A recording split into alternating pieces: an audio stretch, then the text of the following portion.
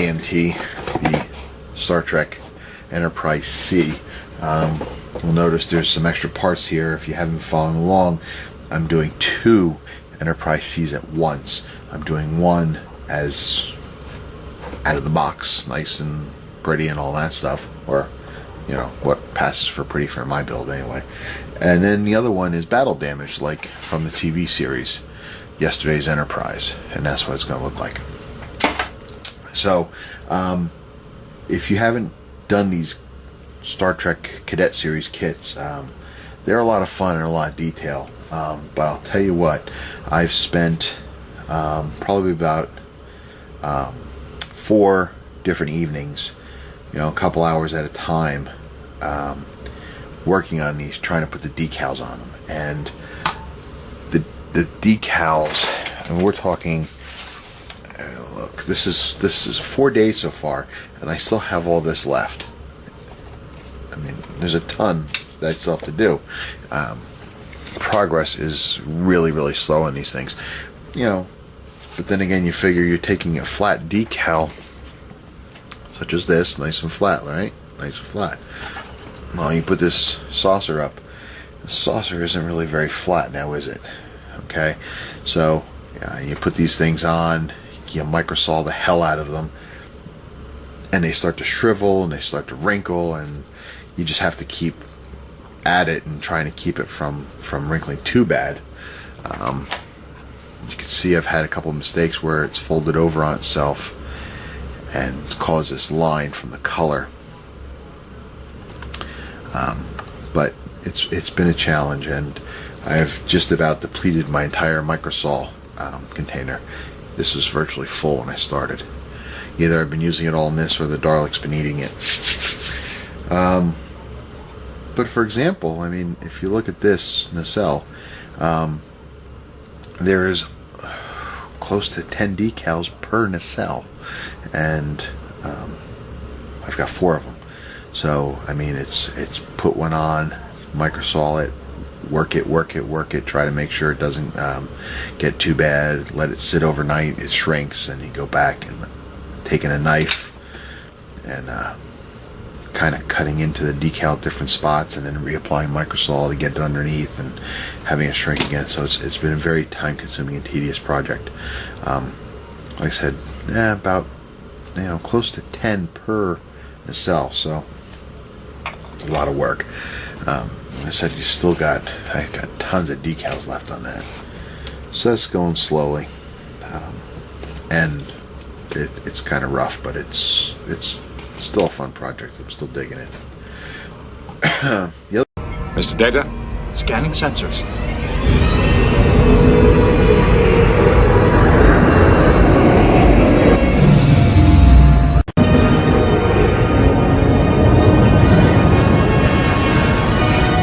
It's clearing now, Captain. Definitely a Federation starship. Accessing registry. Looks like they had a rough ride. NCC 1701 C. USS Enterprise. Hey everyone, welcome back to my match. I just thought I'd do a quick morning update on where I am on the Twin Enterprise C build. Starting with this one, the regular out-of-the-box one. As you can see, most of the construction's all done. Actually, the construction is all done. Went together pretty well, actually. I'm pretty happy with it overall. Just the decals are real bear to deal with. I'm not trying to say that to discourage you, but I just want you to be aware of the effort that goes into having to put them on, because they really are kind of a bear. But that's what close up looks like. You can still see all the grid work in it.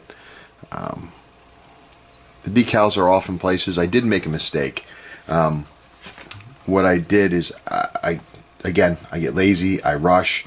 I had this sucker all primed in white, and then for some reason I went and I put a gloss coat on the white paint for some reason. I guess I was just too much in a rush to get on decals, and I realized, well, the ship's not supposed to be white, it's supposed to be light gray. So I took that off, redid it, painted it the light gray, and again got in such a rush to put the decals on that I forgot to gloss coat it. So basically all these decals went over a dull coat gray, and I think that's part of my problem, not being able to get things to line up, because once the decal hit that paint, it locked. So it made it very difficult. So I should have had a gloss coat over top of it first, and that would allow me to adjust and move the decals around a little better than they would on a dull coat. But that didn't happen. But first time, I can't really complain too much because it looks fairly decent. It looks like the Enterprise C to me. Next step for this one right now is going to be I'm going to give it a coat of gloss again to seal in all these decals, and then I would like to start working. Let me turn the light on this, see if it'll help you see. Hang on, there we go. And I'd like to start working on the windows, black and white in the windows, so I can make the windows look like they're give them some color. At least the gloss coat would then allow me to wipe it off if I make a mistake. Then I have a couple more details to touch up on the painting. Back on the impulse engine, I gotta do the framework and stuff like that. I'm not sure if this grill here gets a color or not. I have to look. But so seal it in, do the windows. I got to touch up the bottom here, some light gray here. Seal it, and then give it a dull coat. And I think this one will be good enough to be put on the shelf. So that's that one. On the deconstruct one, or the destroyed one, battle damaged one, I'm still wrestling. It's got to get a gloss coat. I started doing the same thing with this one. I put the decals on over the dull coat, which is making it very difficult. But I still need to figure out what to do with the grid work. Now, I went out. What did I do with them? I went out to a train shop. Here it is. I'm sorry about that. Trying to find a way to do the grid work. I started out by saying I was going to use evergreen styrene, but in reality of it is, to get the evergreen to conform to the curve uniformly across the whole saucer section is going to be very, very difficult. Very difficult. Next to impossible, really. So I decided to forgo with that, and I need some sort of screen or something. I went to the local train shop in my area, and they gave me this. And what this is basically it's a walkway that goes over top of a train track, and it's got this grid panel in it. So I was thinking maybe I could take this, heat it up, bend it into an arc, and then cut it to size, and then put it into the ship like this.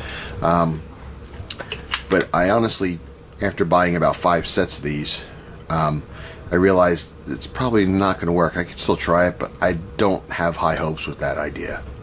I'm just not sure it's going to bend very well, but we could try it. My other alternative I was thinking was, if I get, I was thinking of a screen from like a screen door. Maybe that would work. The pattern's different, but who cares? I did find this. It's got a very thick pattern though. This might be too thick. I think I need a smaller screen, but basically, when you cut it out, it'll have that kind of effect, and I think that's gonna work. So that's what I gotta do next. Sorry about that interruption. But looking at it this way, I think the idea might be pretty sound. Again, it's not going to match the studio version, but you know what? It's just not going to happen that way. But I'm gonna, in the end, I think I'm still going to have something that's going to look fairly beat up and give you some sense of battle damage.